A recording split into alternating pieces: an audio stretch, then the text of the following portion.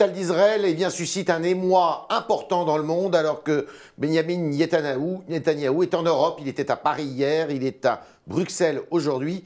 C'est avec Madame Aliza Bin-Noun que nous sommes ce matin, l'ambassadrice d'Israël en France et à Monaco.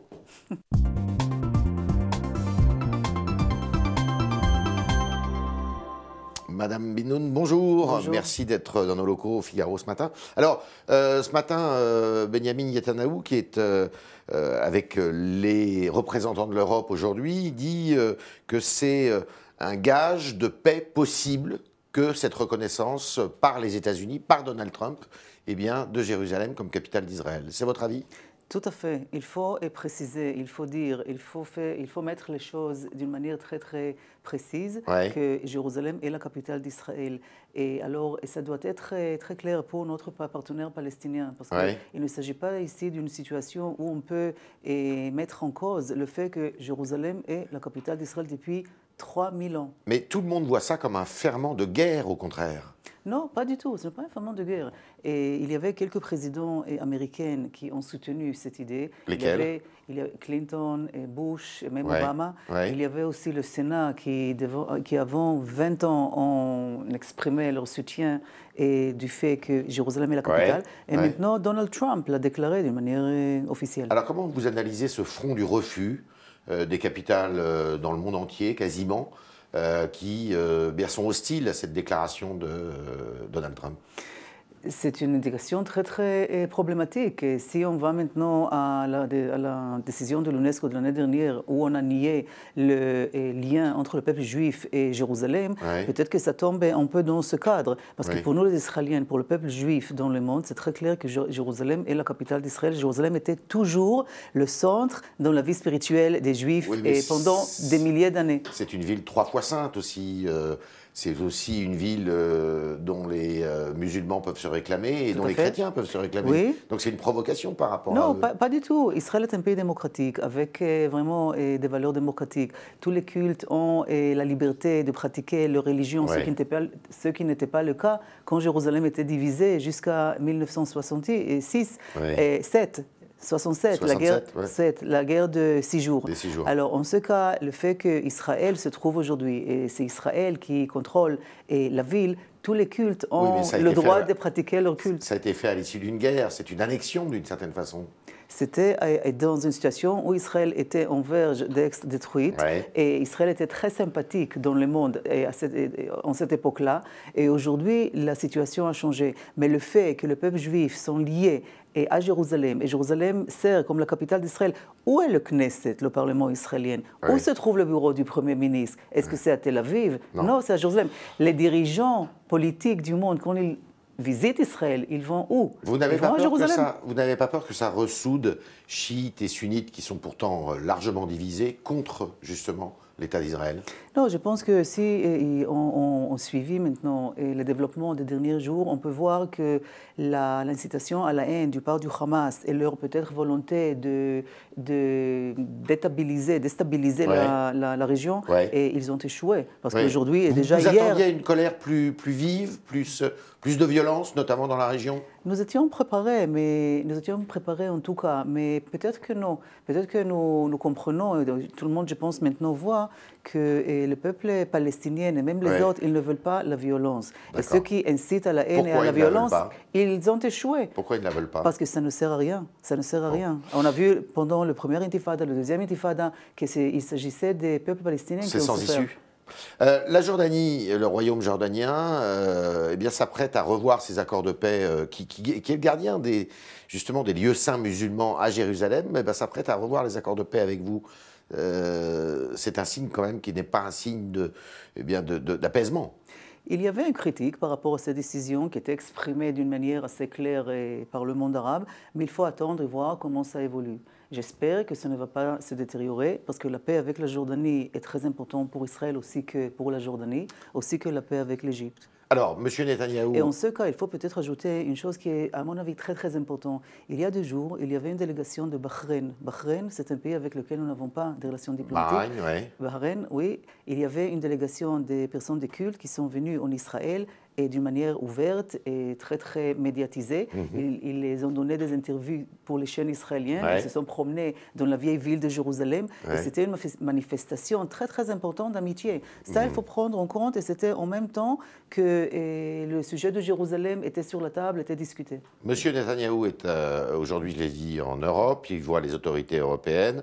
Est-ce que vous sentez qu'il y a un front uni du refus des pays de l'Union européenne contre cette reconnaissance? Non, il n'y a pas du tout un front uni. Ils sont divisés, les Européens, là-dessus? Oui, parce que les Tchèques, ils ont dit qu'ils vont maintenant examiner la possibilité de reconnaître Jérusalem et d'Ouest comme la capitale d'Israël. Quel autre pays que les Tchèques?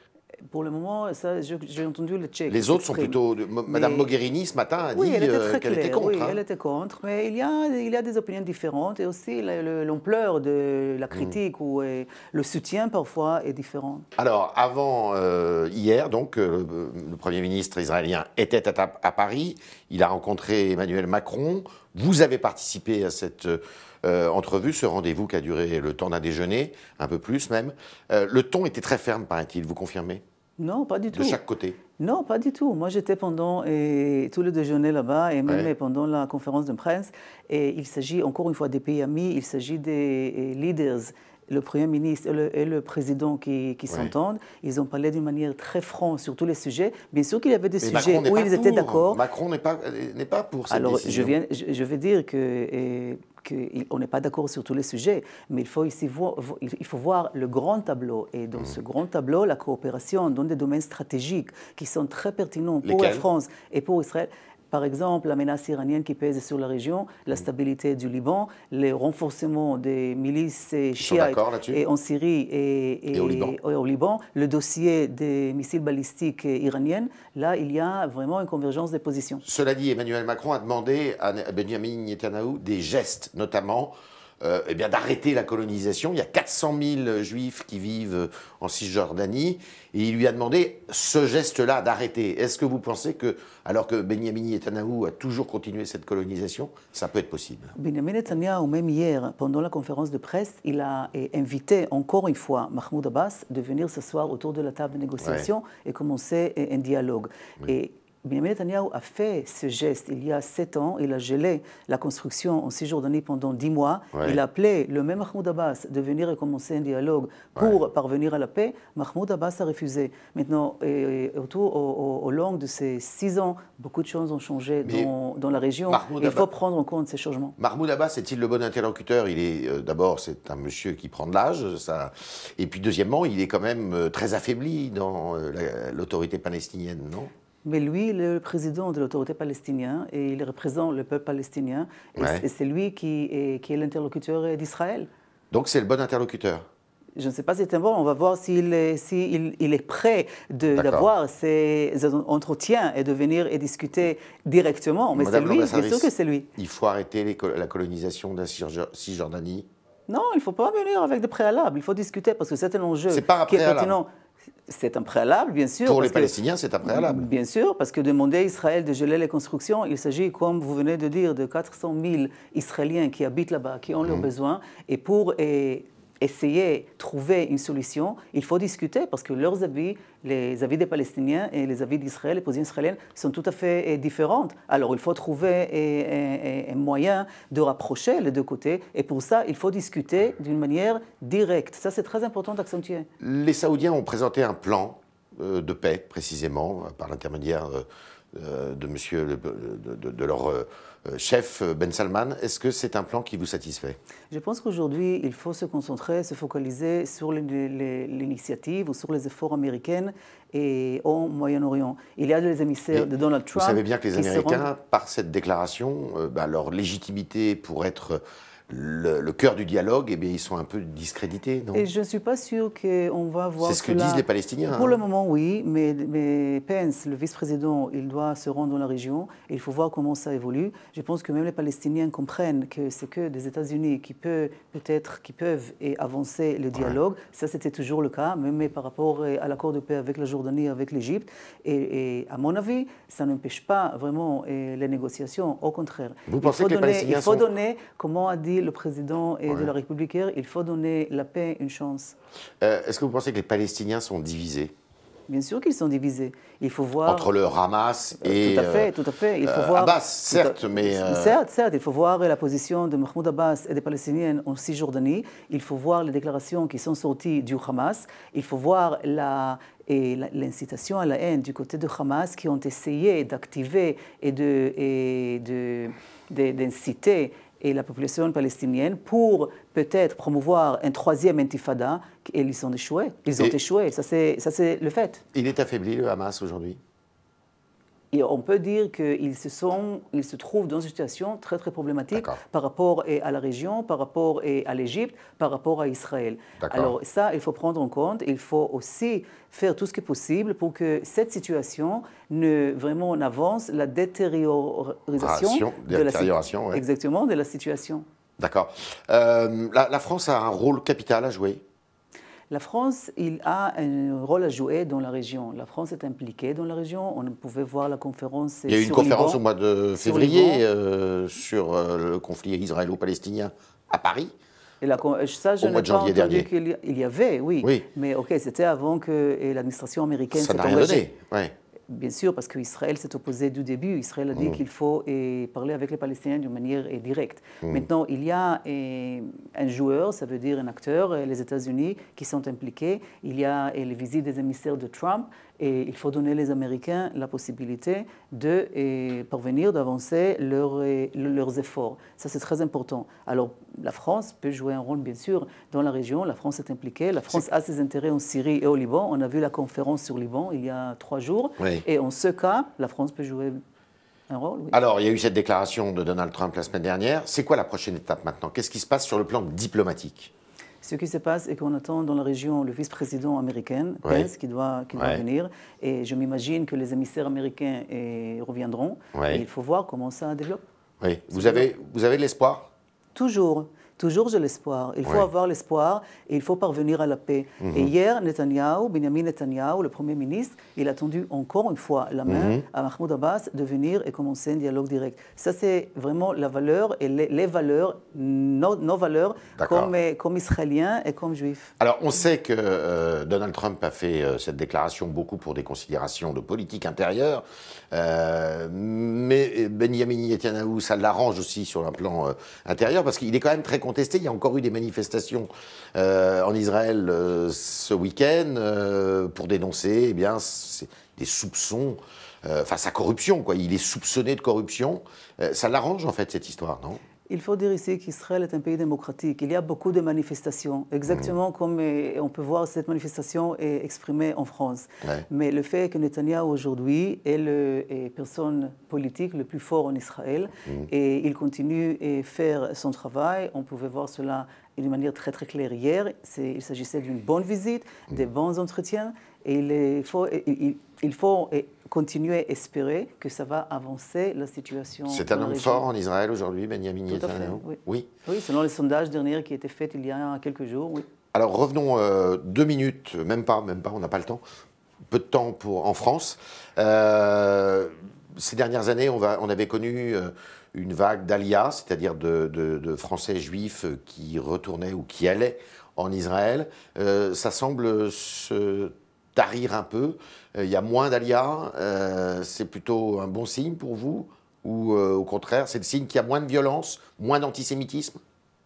Israël est toujours le pays-nation du peuple juif. Et nous allons accueillir tous les juifs dans le monde vous êtes pour qu'il y en ait le plus possible. Qui veulent venir en Israël. En même temps, il s'agit d'une décision personnelle. Et il faut vraiment laisser cette décision à ceux qui doivent... Oui, à chacun. Alors en ce cas, et je pense que c'est très important, mais ce qui est important de dire ici, c'est que la décision de partir, la décision de faire l'Aliyah, ça ne doit pas être à cause d'un peur ou parce que les Juifs ne sont pas à l'aise. Ça, c'est un problème. Il y a moins d'antisémitisme en France, à votre avis, depuis quelques mois?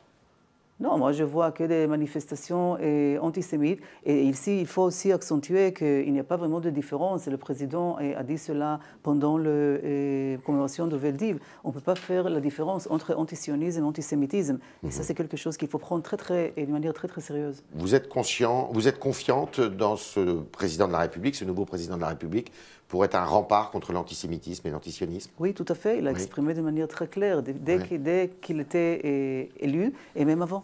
D'accord. Eh bien, on va continuer avec les questions des internautes, Madame l'ambassadrice, si vous voulez bien, avec Jean-Baptiste Semerjian qui nous rejoint.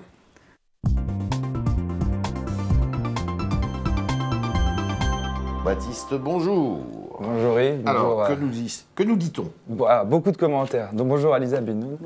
Une première réaction sur Twitter, il y a beaucoup de photos de vous avec Manuel Valls. Est-ce que l'ancien Premier ministre est le meilleur ami d'Israël en France? Il s'agit d'un ami d'Israël. Et il faut dire aussi qu'il y a des événements qui sont organisés par des organisations juives et il invite Manuel Valls qui viennent et qui s'exprime d'une manière très très positive. Et moi je me trouve aussi, je suis aussi invitée, mais pas que à travers des cadres des organisations juives. C'est un grand ami d'Israël, oui. Ces propos très fermes sur la défense de la laïcité en France, vous les approuvez? Je ne vais pas entrer maintenant dans la politique interne française. Ça, nous avons assez des enjeux avec lesquels nous nous occupons. Bien sûr. Yohann Tayeb vous reproche sur Twitter le silence assourdissant, je cite, d'Israël au sujet des victimes de l'attentat antisémite de la rue des Rosiers. C'était en 1982. Et Yohann s'énerve, enfin, en tout cas, il vous invective plusieurs fois et s'étonne que les terroristes soient toujours en liberté. Oui, je connais cette histoire parce qu'il a exprimé en plusieurs reprises, mais il faut dire ici qu'il s'agit des autorités françaises qui doivent s'occuper de ce sujet. Il y a eu un mandat international, mais ils n'ont pas encore été ramenés en France en tout cas. Sarah est française juive et elle se dit en insécurité en France. Est-ce que vous comprenez Sarah? Est-ce que vous pouvez la rassurer? On peut pas, oui, je peux comprendre parce qu'on ne peut pas vraiment discuter ou mettre en cause des sentiments que les gens ont. Et la question est comment on peut changer ces sentiments, comment on peut les assurer. Et je pense que le gouvernement français a un programme par rapport à la lutte contre l'antisémitisme. À mon avis, il y a des bonnes déclarations qui sont faites par des politiques françaises. Et il faut aussi continuer ces déclarations parce que ces déclarations faites par des politiques importants, ils encouragent la population en général. Flo se dit plus en sécurité à Jérusalem qu'à Paris. Est-ce qu'Israël est exemplaire en termes de sécurité intérieure? Moi, je ne suis pas objectif. Je pense que oui, parce que et malgré le fait qu'on peut voir encore des attentats terroristes, hier il y avait un attentat, et pour Israël, c'est une situation avec laquelle Israël fait face depuis déjà des décennies, dès sa création et même avant. Alors Israël a accumulé un savoir-faire, une expertise, comment il faut lutter contre le terrorisme et en même temps préserver les valeurs démocratiques. Et ça fonctionne? Ça fonctionne, bien sûr que ça fonctionne. Une dernière question d'Éric qui vous demande ce que vous allez faire pour Noël et si vous célébrez Noël. Pas du tout, je suis juive. Je célèbre Hanouka. Hanouka, ça commence demain.